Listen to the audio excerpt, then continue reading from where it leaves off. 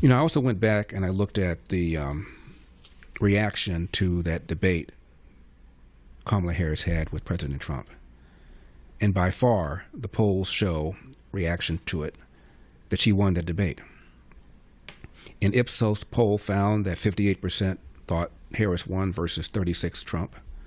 CNN flash poll of those who saw it, 63% thought Harris outperformed Trump, 37% thought Trump outperformed her. YouGov, 55% of the debate watchers believe that Harris won, compared to 25% for Trump. Now, the perception or reaction was divided, of course, by partisan lines. 95% of Democrats who saw the debate thought Harris won. 75% of Republicans who saw the debate thought Trump won. Among independents, 61% thought Harris won. Well, how then, they only had one debate, how then does Harris lose all 7 swing states? And how is it that Harris underperformed Joe Biden in every single county in America, despite the fact that Americans, for the most part, thought she, quote unquote, won the debate? Real simple. 2/3 of the American people thought we were on the wrong track. And it's still the economy stupid. 2/3 of the American people thought we were on the wrong track. And when Kamala Harris was, I believe it was on the View, and she was asked a simple, straightforward question. What would you do differently than what President Biden has done? To which she said, and she seemed confused by the question, apparently she didn't expect it, even though it's an obvious question. She said, and I quote, "Nothing that comes to mind," close quote.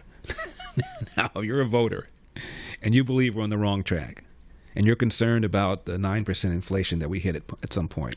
You're concerned about the fact that the average family of 4 is spending $1,100 a month for the same goods and services as that family spent 4 years ago. And the candidate for president is asked, what would you do differently than the person that was in charge when all those things happened? And her answer is, nothing that comes to mind. You're done. Absolutely done. That's why she didn't win. I know she's an airhead. I know she said a bunch of stupid things. I know she was in charge of the border. I know she was in charge of supposedly getting Congress to support the so-called John Lewis voting rights bill, and she failed on all that. But the bottom line is, if you feel the country's on the wrong track, and the person who wants the job is asked, what would you do differently than the person who put us on the wrong track, and you say nothing that comes to mind, why in the world would you vote for her?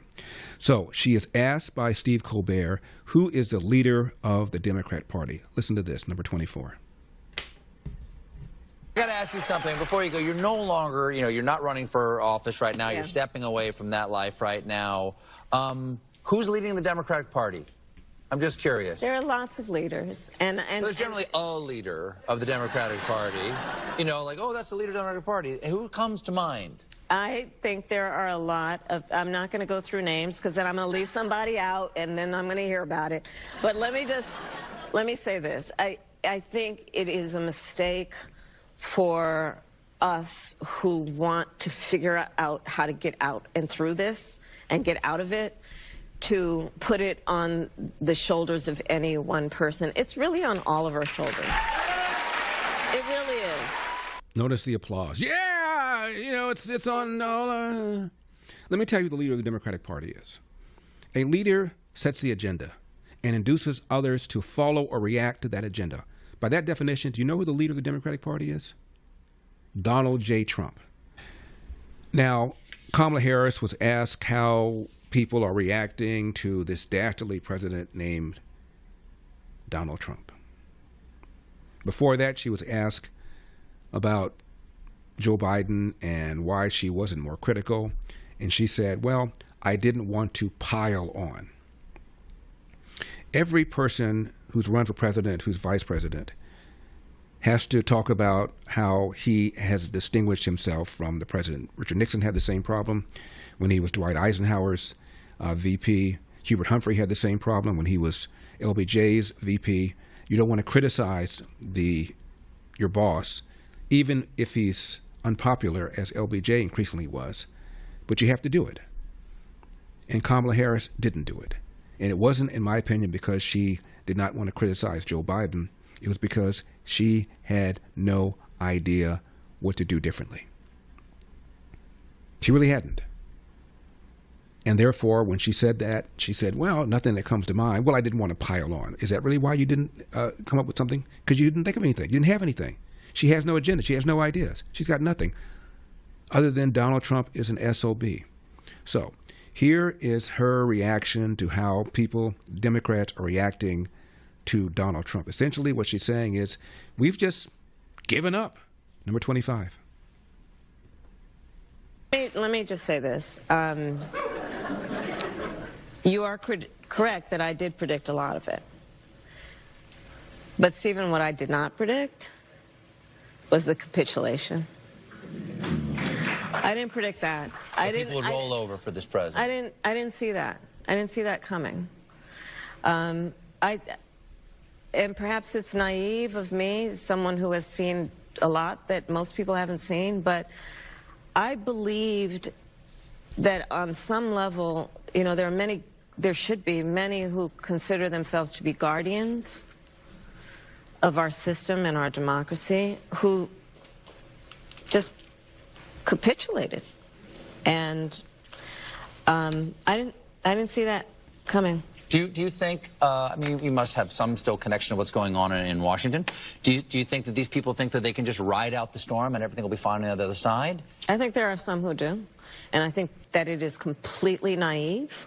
I think there are a lot of people who think they're riding out the storm as an excuse to be feckless. Mm-hmm. And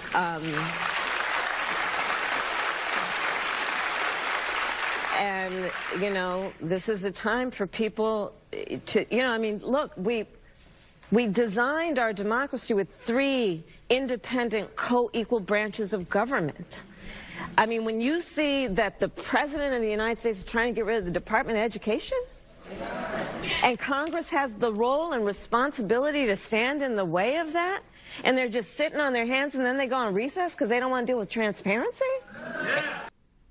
You know, when the Colbert show, the announcement was made that it was canceled, Tim Walz, who appeared on the show that week, said that Colbert was the best of the best, that he holds truth to power. Notice he didn't ask her anything at all about the revelations that Hillary Clinton purchased a Steele dossier and launched this narrative that Donald Trump was in bed with the Russians because she wanted to divert attention from her own scandal. And that was the unsecured server in her basement on which she sent and received classified information, lied and said she did not, when in fact she did. A clear violation of the Espionage Act, which does not require intent, despite the fact that James Comey said that no reasonable prosecutor would prosecute her because she lacked the intent.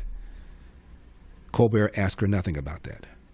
Colbert asked her nothing about the revelations that Barack Obama, after Trump got elected, asked his top intel officials to come in and issue a new assessment about the Russian interference, an assessment that came up with the narrative that Russia not only interfered, but interfered on behalf of Donald Trump. That, of course, did not come up. Pourquoi? For full shows, live and on demand, it's Salem News Channel.